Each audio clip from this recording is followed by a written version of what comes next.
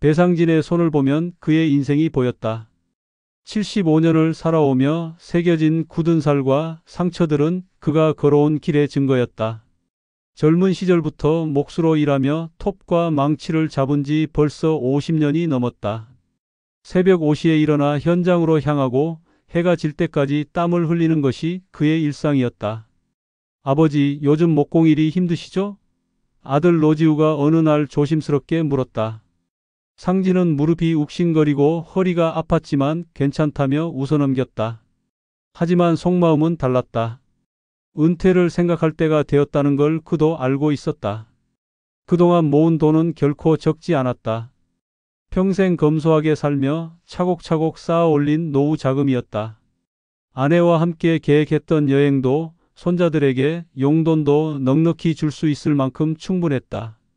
하지만 상진에게는 더 큰 꿈이 있었다. 며느리 윤아린이 카페 창업을 꿈꾸고 있다는 이야기를 들었을 때 상진의 마음이 움직였다. 젊은 부부가 자신들의 사업을 시작하려는 모습이 대견했다. 무엇보다 그는 자신만의 특별한 재능을 나누고 싶었다. 할인아, 아버님이 도와드릴게. 상진은 평생 갈고 닦은 목공 기술로 직접 설계한 인테리어 디자인을 꺼내 보였다. 원목의 자연스러운 질감을 살린 테이블과 의자, 따뜻한 느낌의 선반과 진열장까지 모든 것이 그의 손끝에서 태어난 작품들이었다. 보증을 서는 것도 주저하지 않았다.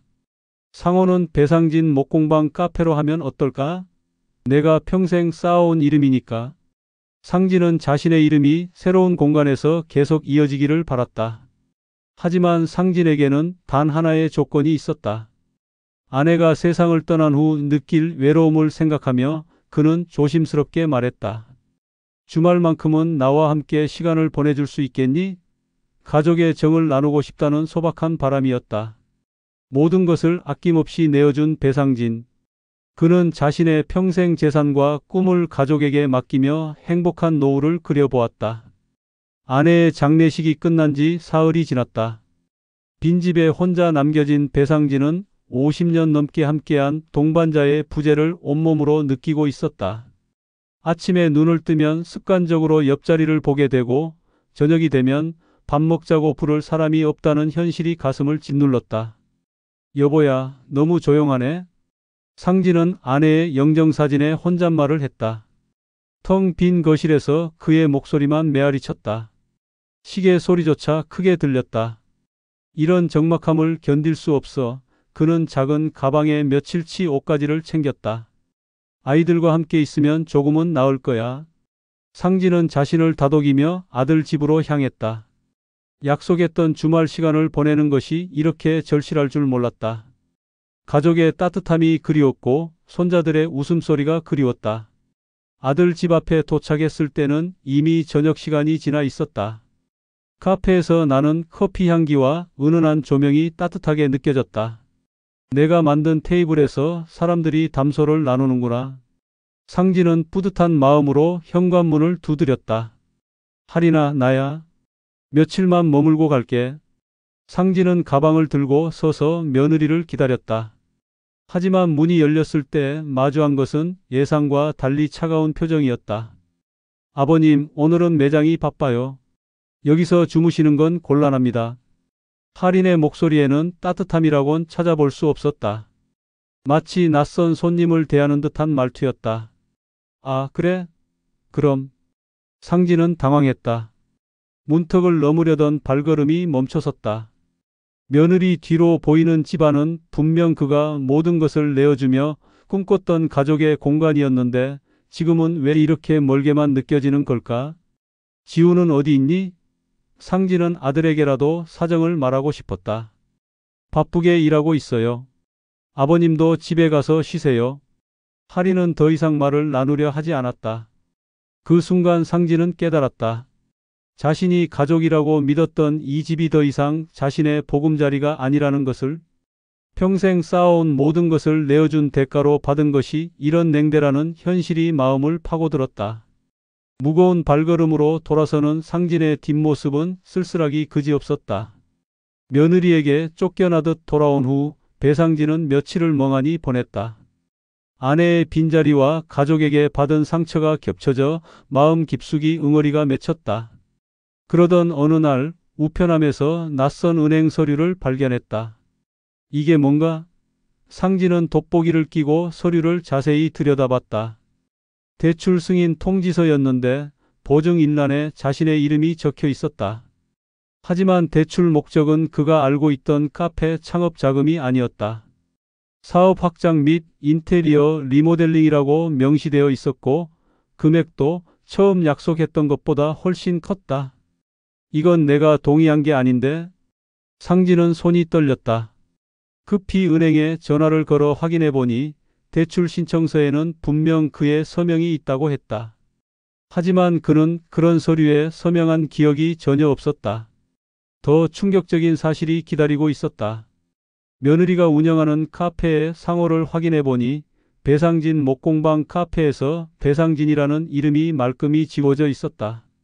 대신 할인 목공방 카페라는 새로운 간판이 걸려 있었고 상표권 등록도 며느리 앞으로 변경되어 있었다. 이럴 수가. 상진은 가슴이 무너져 내리는 느낌이었다. 자신이 평생 갈고 닦은 목공 기술로 만든 가구들, 직접 설계한 인테리어, 그리고 50년 목수 생활로 쌓아온 배상진이라는 이름까지 모든 것이 흔적도 없이 사라진 채 다른 사람의 것이 되어 있었다. 분노와 배신감에 떨리는 손으로 아들에게 전화를 걸었다. 지우야, 이게 무슨 일이냐? 보증 내역이 바뀌어 있고 상호에서 아버지 이름도 빠져 있는데. 전화 너머 아들의 목소리는 작고 떨렸다. 아버지, 그게 할인이가 사업을 키우려면 어쩔 수 없다고. 어쩔 수 없다고? 그럼 나한테 말이라도 해야 하는 거 아니냐? 죄송해요, 아버지. 하지만 이미 진행된 일이고. 상진은 전화를 끊었다. 아들조차 자신 편이 아니라는 현실이 더욱 참담했다. 그날 밤 상진은 서재에서 관련 서류들을 하나하나 꺼내 확인했다. 보증서, 상표권 등록증, 사업자 등록증. 모든 서류에서 자신의 흔적이 지워지거나 왜곡되어 있었다. 평생의 노동과 신뢰로 쌓아 올린 모든 것이 하루아침에 남의 것이 된 것이다. 50년을 일해서 이런 꼴을 당하다니. 상진은 주먹을 꽉 쥐었다. 분노 속에서도 그는 차분히 증거를 정리하기 시작했다. 며칠 동안 상진은 분노와 절망 사이에서 방황했다. 75년을 살아오며 가족을 위해 모든 것을 바쳤는데 이런 배신을 당하다니. 처음엔 폭수심이 치밀어 올랐다가도 이내 깊은 허무감에 빠져들곤 했다. 하지만 목수로서 50년을 살아온 그에게는 차분함과 끈기가 있었다. 감정적으로 행동하면 안 돼. 상진은 아내의 사진 앞에서 혼잣말했다. 차근차근 정리해야지. 그는 서재에서 관련 서류들을 시간순으로 정리하기 시작했다. 처음 보증을 설 때 작성한 원본 서류, 카페 개업 당시의 사업계획서, 상표권 등록 원본, 그리고 최근에 발견한 변경된 대출 승인서까지 모든 문서를 복사해 따로 보관하고 날짜별로 분류했다. 이웃에 사는 변호사 김 선생에게 조언을 구했다. 이 정도면 명백한 사기와 상표권 침해입니다. 소송을 걸어볼 만합니다. 김 선생의 말에 상진은 고개를 끄덕였다. 이것은 더 이상 가족 간의 문제가 아니었다. 법적 문제였다. 소장을 준비하는 과정에서 상진은 더 많은 증거를 발견했다. 며느리가 그의 서명을 위조한 흔적, 상표권을 무단으로 변경한 날짜, 심지어 그가 직접 제작한 가구들을 할인 디자인이라고 광고하는 전단지까지 모든 것이 치밀하게 계획된 일이었다. 법정에 서게 된 날, 상진은 평생 입어본 적 없는 양복을 차려입었다. 떨리는 손으로 넥타이를 매며 거울 속 자신을 바라봤다. 주름진 얼굴에는 결연한 의지가 담겨 있었다. 법정에서 며느리 할인은 눈물을 흘리며 말했다. 아버님, 정말 가족끼리 이럴 수 있으세요?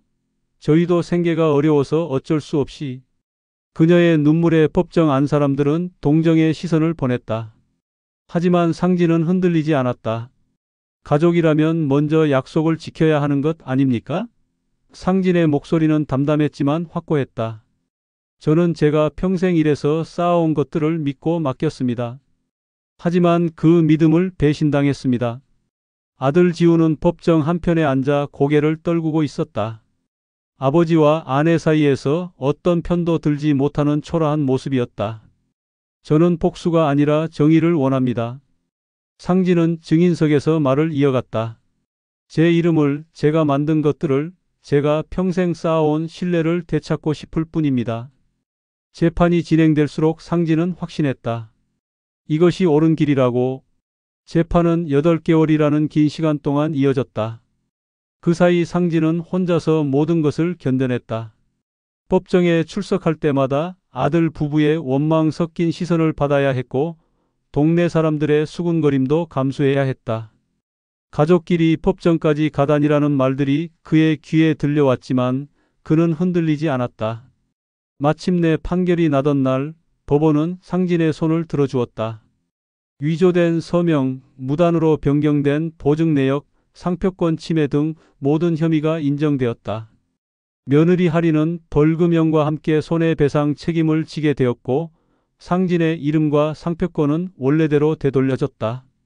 승소하셨습니다, 배상진 선생님. 변호사의 말에 상진은 고개만 끄덕였다. 예상했던 결과였지만 마음 한편이 무거웠다. 법원을 나서는 길에 아들 지우가 뒤따라왔다. 아버지. 그의 목소리는 떨리고 있었다. 지우야. 상진은 걸음을 멈추고 아들을 바라봤다. 한때는 세상에서 가장 소중했던 아들의 얼굴에 이제는 낯선 감정이 서려 있었다. 아버지, 정말 이렇게 끝내시는 거예요? 우리 가족이. 가족? 상진은 쓸쓸하게 웃었다. 지우야, 가족이란 게 서로 믿고 의지하는 사이 아니냐? 하지만 너희는 나를 이용만 했어. 아들은 더 이상 말하지 못했다. 변명할 말도 사과할 용기도 없었던 것이다. 집으로 돌아온 상진은 거실 창가에 앉아 아내의 영정사진을 바라봤다. 판결문과 되찾은 상표권 증서가 탁자 위에 놓여 있었지만 그 종이들이 주는 만족감은 생각보다 크지 않았다. 여보, 내가 이겼어. 상진은 아내의 사진에게 속삭였다. 내 이름도 되찾았고 내가 만든 것들에 대한 권리도 되찾았어. 그런데 왜 이렇게 허전하지? 저녁 노을이 창문으로 스며들며 빈집을 붉게 물들였다. 승리했지만 남은 것은 더 깊어진 고독뿐이었다. 아들과의 관계는 돌이킬 수 없을 만큼 멀어졌고 가족이라는 이름으로 꿈꿨던 따뜻한 노후는 산산이 부서졌다. 하지만 상진의 눈빛은 흔들리지 않았다. 눈가에 맺힌 눈물 속에는 후회가 아닌 단호한 결심이 담겨 있었다. 다시는 내 삶을 헛되이 내주지 않겠어. 그의 목소리는 작았지만 확신에 차 있었다. 이제부터는 정말 나를 위해 살아야지. 아내의 사진이 저녁 햇살에 따뜻하게 빛났다. 마치 그의 선택을 응원하는 것 같았다.